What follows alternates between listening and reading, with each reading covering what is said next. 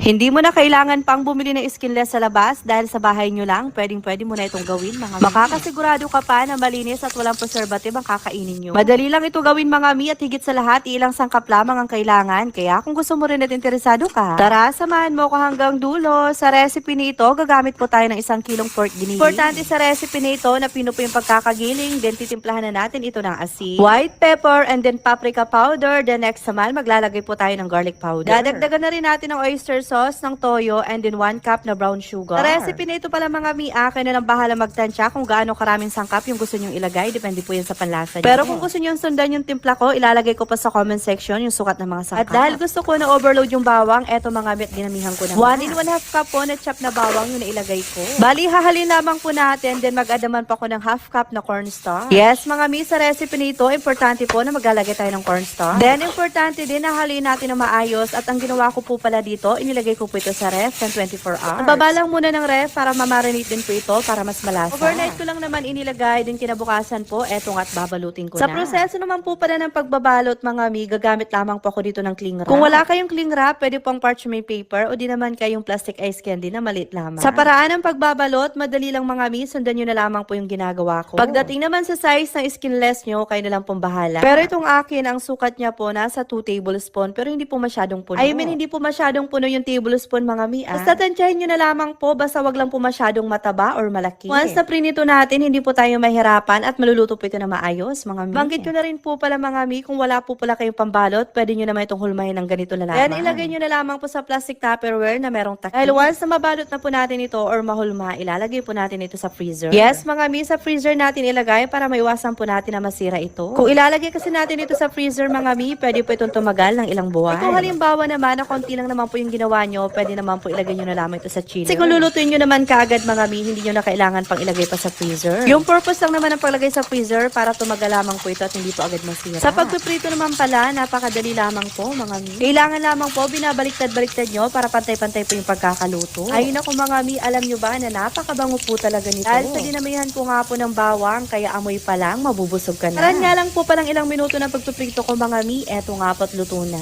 And that's it mga mi, pwede nang iserve itong ating napakasarap na skinless. Literal na skinless ito mga mi dahil wala po itong taba-taba ng pork. Sinigurado ko talaga na purong laman po yung gagamitin ko. O ayan mga mi, kung umabot ka man sa party ng video na ito at nagustuhan mong recipe, mag-comment ka na sa baba. I-comment mo na kung taga saan ka para may idea naman ako kung hanggang sa nakarating itong aking skinless. O siya mga mi, bago nyo makalimutan ng recipe nito, i-share nyo na.